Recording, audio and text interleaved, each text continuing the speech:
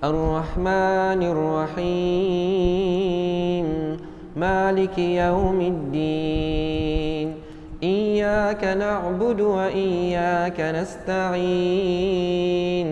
اهدنا الصراط المستقيم صراط الذين أنعمت عليهم غير المغضوب عليهم ولا الضالين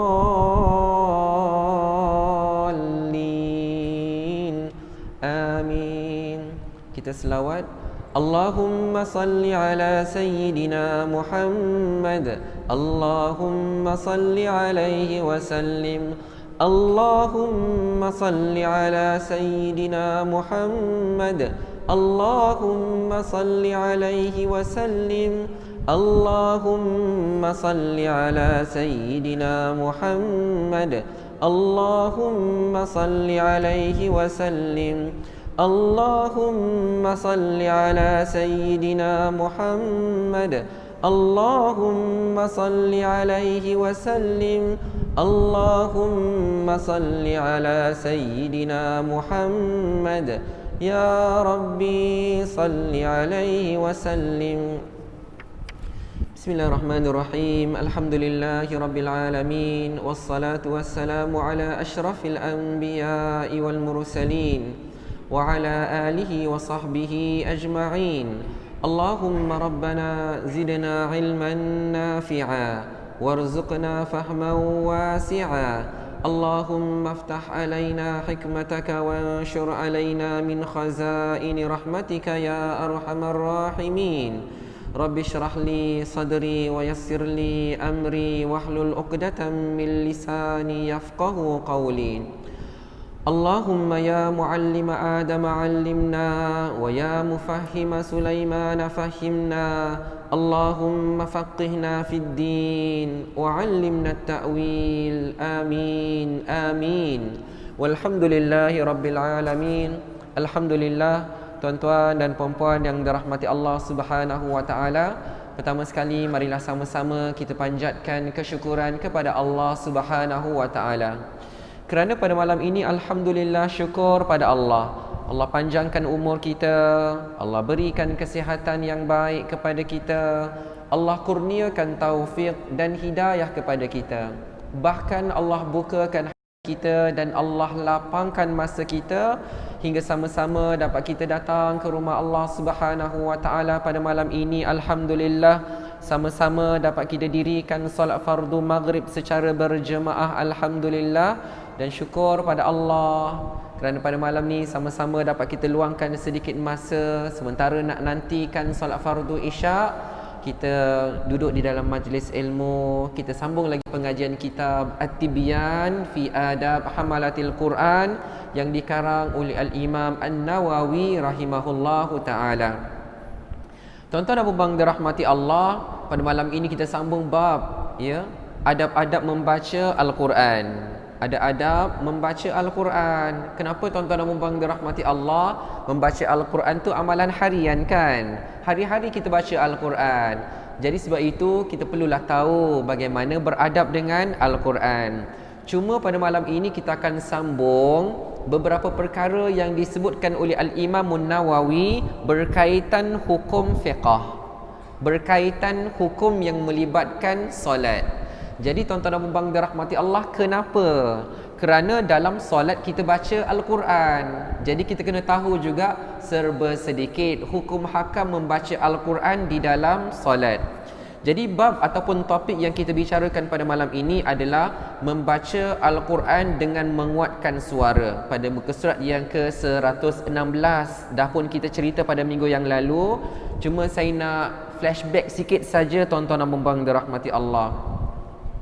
Bila disebutkan bahawa membaca Al-Quran dengan kuat, dengan menguatkan suara dalam solat subuh, solat Jumaat, 2 hari raya, iaitu Aidilfitri dan Aidil Adha, 2 rakaat pertama dalam solat Maghrib, 2 rakaat pertama dalam solat Isyak, solat Tarawih dan solat witir yang dilakukan selepas solat Tarawih. Baik tuan-tuan dan puan-puan dirahmati Allah, secara umumnya Sebagaimana yang Imam An-Nawawi sebutkan dalam solat-solat ini, dan ada beberapa solat yang lain, iaitu tambahan solat sunat istisqa, solat sunat minta hujan, dan juga solat khusuful qamar, iaitu solat gerhana bulan, dibaca juga dengan kuat. Jadi apa yang perlu kita ketahui tuan-tuan dan puan-puan dirahmati Allah, dalam solat-solat yang disebutkan tadi, sama ada kita solat secara berjemaah, imam akan baca dengan kuat. Ya, dalam solat-solat yang kita sebutkan tadi, dalam rakaat-rakaat yang kita sebutkan tadi, 2 rakaat pertama dalam solat fardu maghrib, 2 rakaat pertama dalam solat fardu isyak, itu dibaca dengan kuat oleh imam, dan juga apabila kita solat secara bersendirian. Jadi contohnya tuan-tuan dan puan-puan dirahmati Allah, kalaulah kita semua kan dah selesai, semua dah selesai solat fardu maghrib, tiba-tiba kita baru sampai, kita belum solat maghrib lagi, jadi kita mungkin solat sorang-sorang dekat belakang. Jadi masa kita solat tuan-tuan dan puan-puan dirahmati Allah, kita akan solat secara jahar. Allahu Akbar, Bismillahirrahmanirrahim, Alhamdulillahi Rabbil Alamin, walaupun sorang, ya. Jadi tuan-tuan dan puan dirahmati Allah, yang baca dengan perlahan, yang membaca suratul Fatihah dengan perlahan adalah makmum. Jadi sebab itu tuan-tuan dan puan dirahmati Allah, kalaulah contoh subuh esok tak sempat nak solat dekat masjid, jadi kita solat di rumah dulu, ya. Bila solat di rumah tuan-tuan dan puan dirahmati Allah, oleh kerana solat subuh termasuk dalam kategori solat jahar, bacaan kuat, maka bila kita dirikan solat subuh walaupun sendirian, dibaca dengan kuat juga. Jadi membezakan di antara solat sunat dengan solat fardu subuh. Jadi tuan-tuan dan puan dirahmati Allah, kita dah bicarakan tentang solat-solat tadi, solat subuh, solat Jumaat, 2 hari raya, 2 rakaat pertama dalam solat fardu maghrib, 2 rakaat pertama dalam solat fardu isyak, solat tarawih, dan juga solat witir selepas solat tarawih. Jadi kita sambung tuan-tuan dan puan dirahmati Allah pada muka surat yang ke-117. Jadi perkataan makmum tu boleh buang tuan-tuan dan puan dirahmati Allah, ya. Kita mulakan dengan tidak sunat menguatkan suara dalam solat-solat sunat pada waktu siang, kecuali solat 2 hari raya dan solat istisqa yang kami sebutkan tadi. Jadi tuan-tuan dan puan dirahmati Allah, secara umumnya kita tahu kebanyakan solat yang dibaca dengan jahar, yang dibaca dengan kuat adalah apabila suasana gelap. Ya, subuh gelap kan, dibaca dengan kuat. Maghrib gelap kan, dibaca dengan kuat. Isyak gelap kan, dibaca dengan kuat. Walau bagaimanapun tuan-tuan dan puan dirahmati Allah, ada juga solat di siang hari, waktu terang, tapi dibaca juga dengan kuat, iaitu 2 solat hari raya. Solat sunat hari raya Aidilfitri terang benderang kan tuan-tuan dan puan dirahmati Allah, tapi kita baca dengan kuat juga, ya. Kemudian solat hari raya Aidil Adha pun sama juga, walaupun terang kita baca dengan kuat juga. Begitulah juga dengan solat sunat istisqa, solat sunat meminta hujan, ya. Jadi sebab itu tuan-tuan dan puan dirahmati Allah, macam kalau kita ingat baru-baru ni, ya, 2-3 bulan lepas, ya, kena pula masa yang sama. Waktu tu tengah kemarau, waktu tu tak ada air, waktu itulah juga jerebu. Jadi waktu itu kita lakukan solat sunat istisqa. Boleh, kebiasaannya masjid-masjid akan buat solat sunat istisqa tu lepas solat Jumaat, sebab alang-alang ramai orang terus buat solat sunat istisqa. Jadi waktu itu tuan-tuan dan puan dirahmati Allah, kita sendiri tahu solat Jumaat hukumnya tak sama dengan solat sunat istisqa. Jadi solat fardu Jumaat semua orang buat. Bila diumumkan insya-Allah lepas ni kita akan laksanakan solat sunat istisqa, ada yang balik, ada yang buat. Jadi kita kena ambil peluang tuan-tuan dan puan dirahmati Allah, sebab solat sunat istisqa tu dia bukan hari-hari, bukan minggu-minggu buat, ya, bukan bulan-bulan buat, tapi setahun boleh jadi sekali 2 kali saja buat. Jadi ketika itulah kita perhatikan, oh, imam baca dengan kuat. Kenapa imam baca dengan kuat? Contohnya kerana itu adalah termasuk dalam kategori solat-solat yang dibaca dengan kuat, termasuklah dengan solat fardu Jumaat, ya. Walaupun siang tapi dibaca dengan kuat juga. Adapun tuan-tuan abang dirahmati Allah, solat-solat yang lain itu tak dibaca dengan kuat. Baik. Sekarang ni tuan-tuan abang dirahmati Allah, satu perkara yang penting. Imam An-Nawawi cerita seolah-olah dia husnuzan pada kita semua. Seolah dia bersangka baik pada kita semua. Kerana kita baca Al-Quran, kita belajar kitab yang dikarang oleh dia. Jadi dia sebutkan tentang satu amalan yang luar biasa tuan-tuan abang dirahmati Allah, iaitu tentang membaca Al-Quran dalam solat sunat malam. Maksudnya solat sunat tahajud, ya. Solat sunat yang kita lakukan ketika berqiyamul lail, yang itu nak baca dengan suara yang kuat ke, perlahan ke, ataupun dengan suara yang macam mana. Jadi tuan-tuan abang dirahmati Allah, kerana solat malam itu yang afdalnya dilakukan secara sendirian, walaupun boleh digalakkan juga untuk kita lakukan secara berjemaah, terutamanya seperti di masjid ini sepanjang Ramadan, daripada malam pertama Ramadan sampai akhir Ramadan. Tiap-tiap malam kita lakukan solat sunat tahajud, kita buat qiyamul lail, dan imam akan baca dengan kuat. Begitulah juga tuan-tuan abang dirahmati Allah, di masjid ini dilakukan qiyamul lail sepanjang 10 malam pertama di dalam bulan Zulhijjah. 1 Zulhijjah sampailah 10 Zulhijjah. Kenapa tuan-tuan abang dirahmati Allah? Itu adalah hari-hari yang paling agung dalam setahun, ya.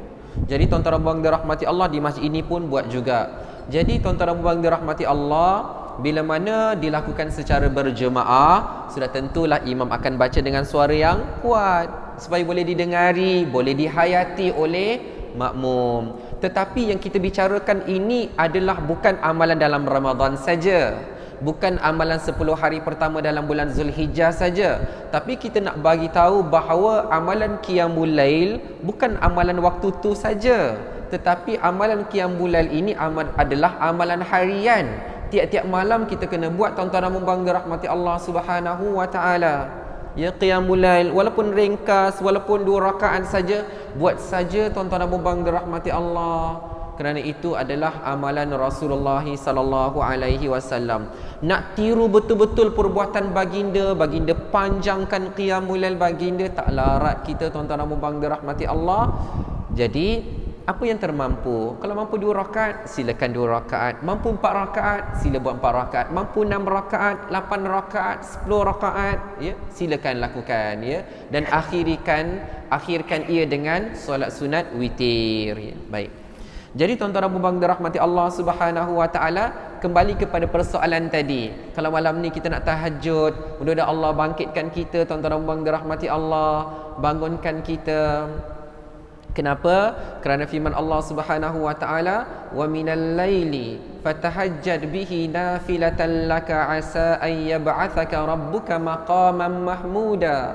Dan daripada sebahagian malam itu kalian bertahajud, fatahajjad bih, bertahajudlah ketika itu, nafilatan lak. Nafilah berarti sunat saja. Dia memang tak wajib tuan-tuan dan puan dirahmati Allah, sunat. Tetapi apa ganjarannya? Asa ayyab'athaka rabbuka maqaman mahmuda. Mudah-mudahan kelak Allah akan bangkitkan kalian dengan kedudukan yang terpuji. Kenapa? Kerana amalan tahajud tuan-tuan dan puan dirahmati Allah. Jadi kita kena biasakan diri kita tuan-tuan dan puan dirahmati Allah, bangun di pertengahan malam, munajat pada Allah Subhanahu wa taala. Pada tiap-tiap malam tu ada doa, ada saat mustajab. Ya, doa ada satu saat, ada ketika di mana doa kita mustajab. Tak tahu bila tuan-tuan dan puan dirahmati Allah, tapi ikhtiar saja. Buat saja tuan-tuan dan puan dirahmati Allah. Mudah-mudahan Allah Subhanahu wa taala berkati. Baik, kembali kepada persoalan tadi. Ulama mazhab kami Mazhab kami ni merujuk kepada mazhab siapa? Sudah tentulah mazhab Syafi'i. Berselisih pendapat mengenai bacaan Al-Quran dalam solat sunat pada waktu malam, ya. Tu yang saya katakan tadi. Imam An-Nawawi husnuzan pada pembaca dia. Kamu semua qiyamul lail kan. Jadi kamu kena tahulah bacaan yang macam mana kamu kena baca. Nak baca kuat ke, nak baca perlahan ke? Pendapat yang lebih kuat, suara tidak dikuatkan, ya. Manakala pendapat yang kedua ialah dikuatkan suara. Apa maksudnya tuan-tuan dan puan-puan dirahmati Allah? Maksudnya di sini dua-dua boleh. Ya, dua-dua boleh. Jadi bila kita tahu, bila kita ada ilmu tuan-tuan dan puan-puan dirahmati Allah, yang pertama mudah untuk kita amalkan, ya. Selalu ingat tuan-tuan dan puan-puan dirahmati Allah, bila kita ada ilmu, tujuannya adalah untuk kita amalkan. Yang kedua tuan-tuan dan puan-puan dirahmati Allah, fungsi ilmu itu adalah supaya kita tidak mudah menyalahkan orang lain, ya. Contohlah tuan-tuan dan puan dirahmati Allah ni, contoh saja, ya. Contoh, kita belajar dengan guru kita. Guru kita bila qiyamul lail perlahan saja. Perlahan tu sir lah, macam solat Zuhur, solat Asar perlahan kan. Kita pun belajar daripada tok guru kita, kita pun baca perlahan juga. Tiba-tiba satu malam kita pergi masjid, kita nak qiyamul lail, ada seorang solat sorang-sorang tapi baca kuat. Kita pun kata, dia ni tak belajar agaknya. Orang kalau qiyamul lail, kalau tahajud baca perlahan saja, tapi dia ni baca kuat. Kita mula menyalahkan orang lain.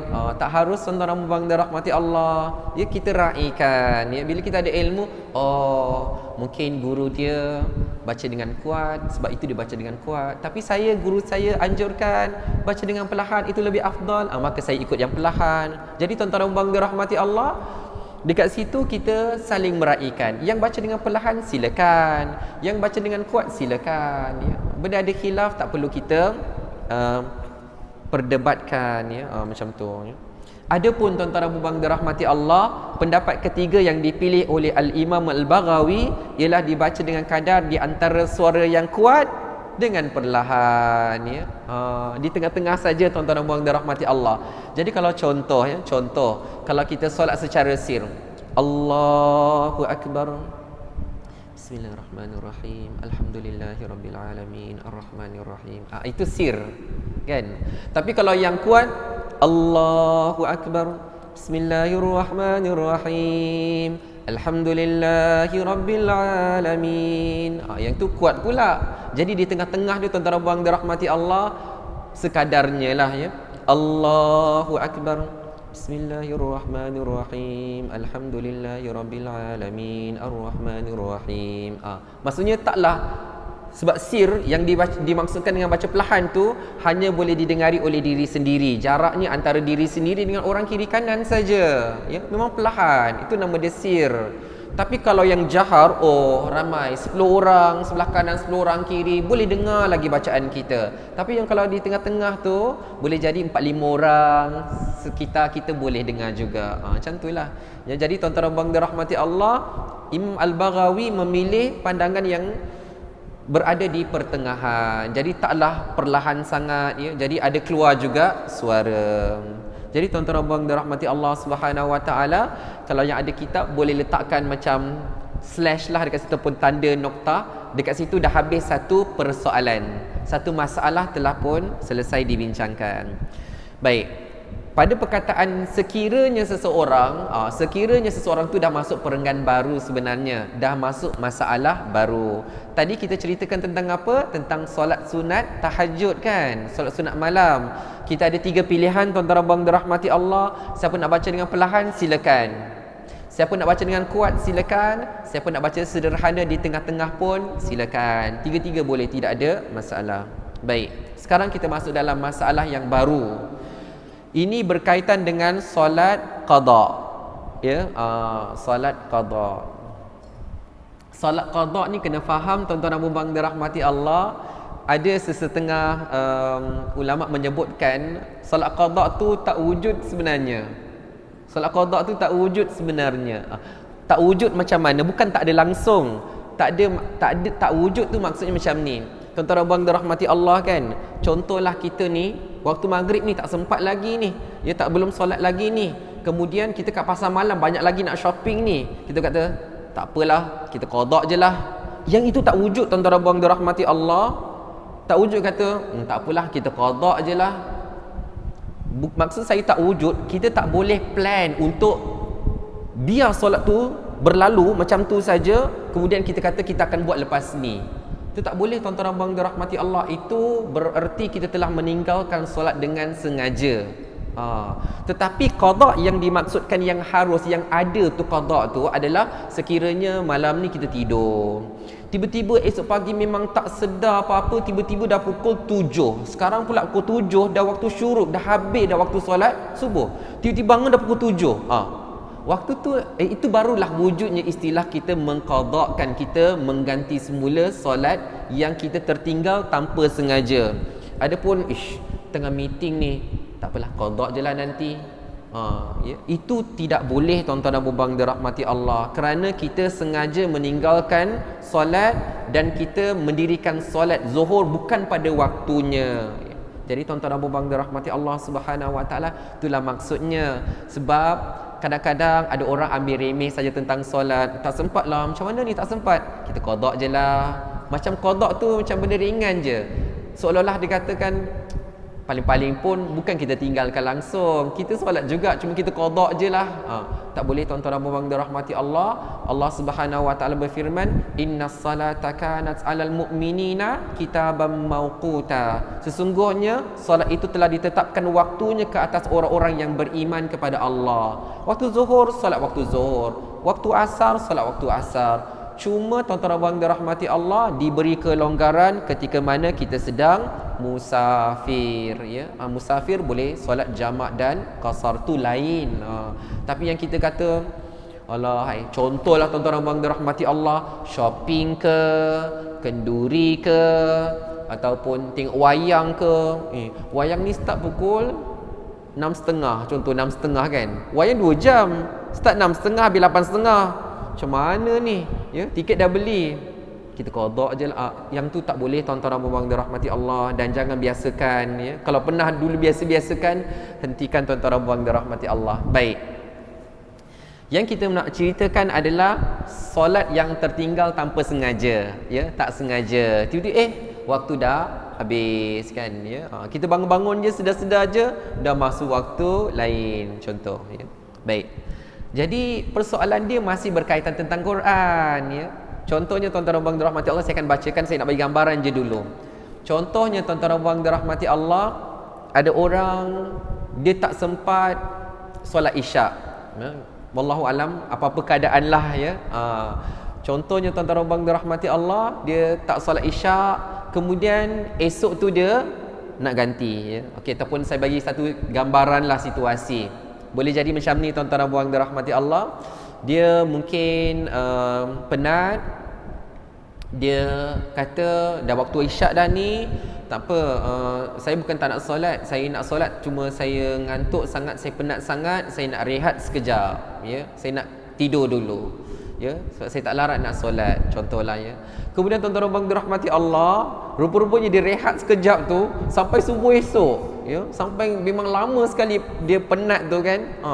Jadi tuan-tuan dan puan dirahmati Allah, pertama yang perlu kita ketahui, belum nak masuk lagi apa yang Imam An-Nawawi sebutkan, tapi nak bagi tahu, bila mana seseorang itu tertinggal solat, maka yang paling afdal adalah dia terus mengerjakannya. Dia terus mengerjakannya. Sebab apa tuan-tuan dan puan dirahmati Allah? Ramai orang yang bila mana dia tertinggal waktu subuh, dia terlepas waktu subuh, dia bangun dah terlajak waktu subuh, dia bangun dah pukul 8, kata alang-alang dah tertinggal solat subuh ni, tak apalah, nanti zuhur nanti saya qada sekali, bila solat zuhur nanti, lepas tu qada lah sekali. Maksudnya tuan-tuan dan puan dirahmati Allah, dia telah berikan satu gap yang panjang. Patutnya tidak. Patutnya sebaik saja kita sedar yang kita dah tertinggal solat, ataupun kita terbangun daripada tidur kita, kita dah terluput waktu solat, maka sejurus itu sejurus itu juga, waktu tu juga kita mengqadanya. Baik, Itu tuan-tuan abang dirahmati Allah. Tetapi kalau ada orang dia plan, nanti zuhur nanti saya qada lah isyak yang tertinggal malam tadi. Baik. Jadi persoalannya tuan-tuan abang dirahmati Allah, solat isyak ni sifat dia macam mana? Solat isyak ni sifat dia bacaan kuat. Ni yang cerita tentang Quran. Bacaan pada solat isyak 2 rakaat pertama itu jahar, dibaca dengan kuat. Tapi masa dia nak qada solat isyak tu dia buat pada waktu zuhur. Soalan dia, adakah dia akan baca dengan jahar ataupun dia akan baca dengan sir? Yang ni tuan-tuan Abu Bang dirahmati Allah Subhanahu Wa Taala, kita akan faham sekiranya kita bila solat sendirian kita membaca dengan jahar. Ya, solat subuh, maghrib dan isyak kalau kita dirikan secara sendirian dan kita lakukan secara jahar. Tapi kalau orang yang memang kalau dia solat sendirian dia baca perlahan, jadi dia tak ada isu. Ya. Saya solat zuhur ke, saya qada zuhur ke, saya qada isyak ke, pada waktu zuhur ke, pada waktu isyak ke, sama juga, semua sir. Sebab dia setiap kali solat secara sendirian dia memang solat sir, secara pendahan. Jadi bagi dia tak ada isu lah. Tetapi kalau orang yang mengamalkan sunat, sunat membaca dengan jahar pada solat fardu subuh, solat fardu maghrib 2 rakaat pertama dan solat fardu isyak pada 2 rakaat pertama, bila dia mengamalkan macam tu, dia mungkin akan confuse. Isyak biasa kalau saya solat sendirian saya baca dengan kuat, tapi malam tadi saya tertinggal. Sekarang ni waktu zuhur, saya nak qada solat fardu isyak, saya kena baca jahar ke saya baca sir? Jadi persoalannya timbul kat situlah. Kalau seseorang tu dia memang solat sendirian baca sir saja, tak timbullah isu. Cuma dia setiap kali dia solat sendirian tu dia kehilangan pahala sunat. Kerana kita dah jelaskan awal-awal tadi, imam baca dengan kuat. Begitulah juga dengan orang yang solat secara sendirian, dia akan baca dengan kuat juga. Baik. Kata Al-Imam Nawawi dalam membahaskan perkara ini, sekiranya seseorang tertinggal solat pada waktu malam, yang dia tertinggal tu solat isyak ke solat maghrib, solat malam lah, maka dia boleh menggantikannya pada waktu siang. Ya? Kalau dia tak gantikan, kalau dia tak dapat lakukannya, dia boleh gantikan pada waktu siang. Atau jika dia tertinggal solat waktu siang, ya? Solat zuhur dan asar, dia boleh menggantikannya pada waktu malam. Ya? Asar tadi tak sempat, maka dia qadakan selepas maghrib tadi. Jadi soalannya, maka adakah bacaan yang kuat atau perlahan dikira mengikut waktu yang tertinggal atau waktu yang diqada? Contoh tuan-tuan Abu Bang dirahmati Allah, kita ambil contoh yang realiti lah, contoh yang paling mudah lah, ataupun yang mungkin kebiasaannya berlaku, wallahu alam, iaitu orang tertinggal solat subuh. Ya, terutama hari Sabtu dan Ahad, ya, terlajaklah solat subuh. Dah tertinggal solat subuh, kemudian tak nak terus qada, ya, dia tunggu zuhur. Okey, zuhur. Jadi kita nak tengok situation dia. Solat fardu subuh tu bacaannya sir ataupun jahar? Jahar kan? Jahar. Okey. Tapi bila mana dia nak lakukan ketika dalam waktu zuhur, adakah dia akan tetap menjaharkan solat subuh qada tadi ataupun dia akan baca dengan sir, akan baca dengan perlahan? Jadi tuan-tuan abang dirahmati Allah, ada 2 pandangan, ada 2 pendapat oleh para ulama. Ada 2 pendapat di sisi ulama mazhab kami. Yang lebih kuat ialah dikira mengikut waktu qada. Oleh kerana, jadi jawab persoalan tadi, oleh kerana yang dia tinggal tu solat subuh kan. Solat subuh tu dibaca jahar kan, dibaca dengan kuat. Tapi oleh kerana dia mengqada waktu subuh tadi tu pada waktu zuhur, pukul 2 tu baru dia nak qada solat subuh, maka ketika itu dia akan meraihkan waktu dia qada pukul 2 tu. Waktu pukul 2 tu waktu apa? Waktu zuhur kan. Dia kena raihkan waktu itu. Waktu itu orang baca, orang solat dalam keadaan sir. Zuhur kan sir kan.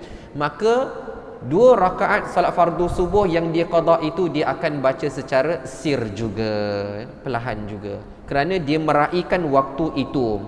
Tapi tuan-tuan dan puan dirahmati Allah, contoh, kalaulah solat fardu subuh yang ditinggalkan pagi tadi, sekarang ni baru teringat, ustaz cerita, baru teringat pagi tadi tak solat subuh, belum qada lagi, maka oleh kerana waktu maghrib ni waktu jahar kan, maka solat subuh qada itu akan dilakukan secara jahar juga. Jadi bukan kita solat mengikut sifat solat tu sendiri. Bukan oleh kerana solat subuh kan jahar, dia qada waktu zuhur pun dia jaharkan juga, waktu asar pun dijaharkan juga. Soalannya boleh ke tak? Boleh tuan-tuan dan puan dirahmati Allah. Tetapi yang disebutkan di sini, pendapat yang lebih kuat adalah kita bukan meraihkan sifat solat tu, tapi kita meraihkan waktu yang kita qada tu. Kalau waktu kita qada tu secara sir, maka secara sir lah. Kalau kita qada tu waktu yang jahar, maka kita jaharkanlah. Begitulah juga sebaliknya tuan-tuan dan puan dirahmati Allah. Kalaulah asar tadi, tak ingat, asar tadi belum solat lagi, terlupa. Sekarang kita baru nak qada.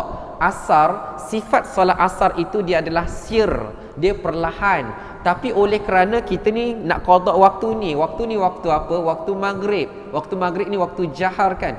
Maka bila mana kita nak mengqada waktu asar dalam waktu maghrib, maka kita akan jaharkan bacaan kerana kita meraihkan waktu yang kita qada, bukan meraihkan sifat solat yang kita qada, ya. Jadi tuan-tuan dan puan dirahmati Allah, itu adalah pendapat yang lebih kuat, ya. Tetapi kata Al-Imam An-Nawawi, pendapat yang kedua katakan boleh saja kita kekal mengikut sifat solat tu. Kalau memang subuh tu jahar, bila-bila masa pun kita buat waktu zuhur pun kita jaharkan juga. Sebaliknya, kalau solat zuhur tu sifatnya sir, kita qada waktu malam pun kita sir juga. Apa kata Al-Imam An-Nawawi?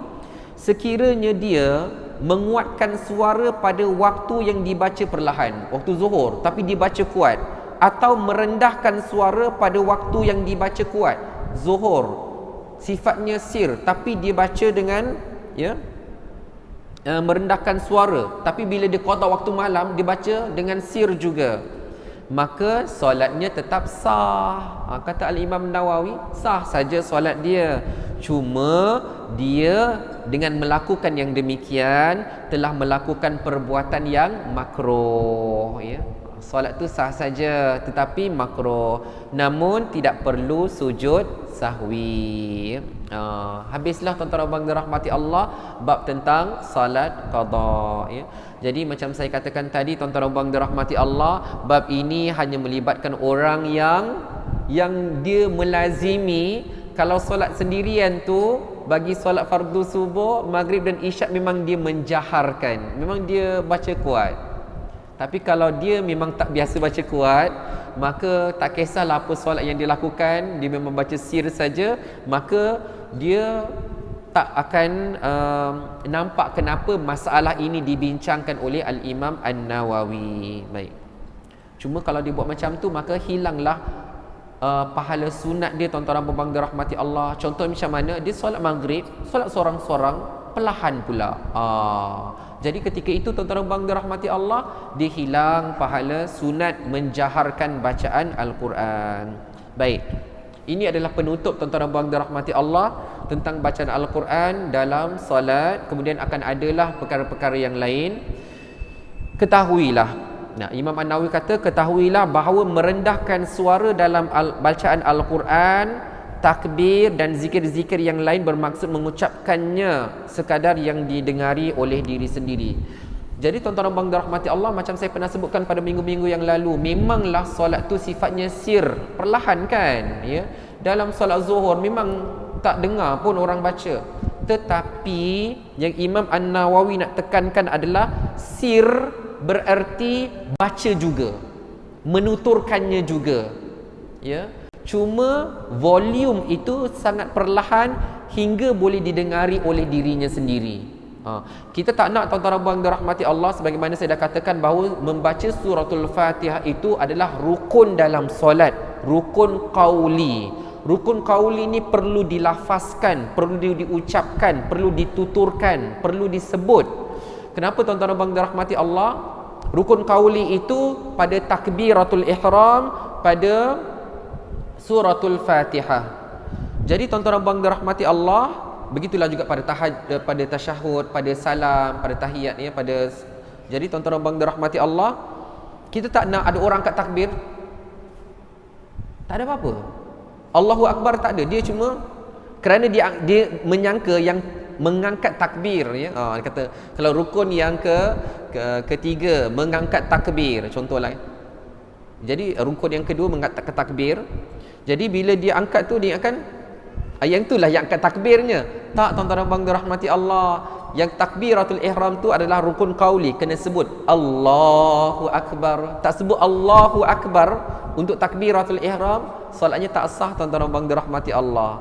Ya, jadi Allahu Akbar tu perlu disebut ya. Sama juga tuan-tuan dan puan dirahmati Allah, takbiratul ihram kuat. Allahu Akbar. Tak ada, tak. Fatihah tak bunyi. Kemudian Allahu Akbar rukuk. Kita tanya dia, tak baca Fatihah ke? Baca. Tak dengar pun. Aku baca dalam hati. Tak jadi tuan-tuan dan puan dirahmati Allah. Al-Fatihah bukan rukun qalbi, bukan rukun hati. Dia rukun qauli, rukun mulut. Mulut kena baca. Mulut kena sebut. Bismillahirrahmanirrahim. Alhamdulillahirabbil alamin. Arrahmanirrahim. Macam tu. Boleh didengari oleh diri sendiri. Jadi takut orang keliru sir perlahan. Memang perlahan sungguh, memang tak baca langsung. Itu masalah tuan-tuan dan puan dirahmati Allah. Ya. Dia mesti, kata Imam Nawawi, dia mesti mengucapkannya. Sir tu bererti dia kena melafazkannya, mentuturkannya dengan membuatkan diri dia boleh mendengar ucapan tersebut dalam keadaan pendengarannya baik dan tiada halangan ya. Maksudnya tuan-tuan dan puan dirahmati Allah, kalau bising sangat kita baca sendiri, suara kita sendiri pun kita tak boleh nak dengar tu tak apa. Yang penting kita membacanya. Jika dia tidak mendengar ya, kalau dia tak dengar sebab dia tak baca, dia tak lafazkan, maka bacaan Al-Quran atau zikir-zikir yang lain tidak sah tanpa sebarang khilaf ya. Maksudnya apa tuan-tuan dan puan dirahmati Allah, semua ulama kata kalau dia solat macam tu takbir dia, tak ada Allahu Akbar. Dan kalau dia takbir pun Allahu Akbar, Fatihah dia senyap saja, maka tuan-tuan dan puan dirahmati Allah, kata Al-Imam Nawawi, bacaan itu tidak sah ya. Tak salah sebab tak dengar, dia tak baca tanpa sebarang khilaf ya. Jadi tuan-tuan dan puan dirahmati Allah Subhanahu wa taala, apa yang dapat kita pelajari pada malam ini adalah berkaitan dengan membaca Al-Quran dalam solat kita. Ada solat yang kita akan jaharkan bacaan kita, ada solat yang kita akan sirkan bacaan kita. Maka itulah yang dibahaskan oleh Al-Imam Nawawi rahimahullahu ta'ala, supaya kita tahu solat yang mana yang dibaca kuat, solat sunat mana yang dibaca dengan perlahan. Bagaimana kalau kita nak qada solat-solat kita pada waktu yang berlainan sifatnya, waktu solat yang jahar pada waktu yang sir, waktu solat yang sifatnya sir tapi pada waktu yang jahar tu bagaimana. Dan akhir sekali Imam An-Nawawi ingatkan, sir perlahan-perlahan pun bererti kita mengucapkannya, bukanlah sekadar kita membacanya dalam hati. Kalau kita baca dalam hati tuan-tuan dan puan dirahmati Allah, maka hukumnya tidak sah. Jadi sebab itu tuan-tuan dan puan dirahmati Allah, kita kena melafazkannya. Cuma kadar sir itu memadai kita sendiri yang mendengarnya, ataupun paling-paling pun seorang kiri dan seorang kanan mendengarnya. Adapun kalau 4-5 orang, 10 orang kiri kanan boleh mendengar, itu bukan sir lagi namanya tuan-tuan dan puan dirahmati Allah. Walaupun kita kata aku baca perlahan je, perlahan apa, orang kat belakang pun semua boleh dengar, itu bukan sir, itu namanya jahar ya. Jadi tuan-tuan dan puan dirahmati Allah, kita berlatihlah, mudah-mudahan diberkati Allah Subhanahu wa taala. Untuk makluman semua, insya-Allah kuliah saya pada minggu hadapan, 1 minggu je lah, minggu hadapan saja insya-Allah ditangguhkan, kerana saya akan berangkat ke Mesir insya-Allah, ke Shubra untuk seminar Al-Quran di sana. Untuk seminggu je lah ya. Saya akan pergi pada hari Jumaat yang akan datang, hari Jumaat ni 22 hari bulan, dan akan balik ke sini 28 hari bulan insya-Allah. Hari Khamis tu dah sampai semula. Mohon doa daripada tuan-tuan dan puan-puan dirahmati Allah Subhanahu Wa Taala agar perjalanan tersebut diberkati oleh Allah dan selamat dan dipermudahkan oleh Allah Subhanahu Wa Taala insya-Allah. Jazakumullahu khairan katsira. Kita akhiri kuliah kita pada malam ini dengan tasbih kafarah dan suratul Asr.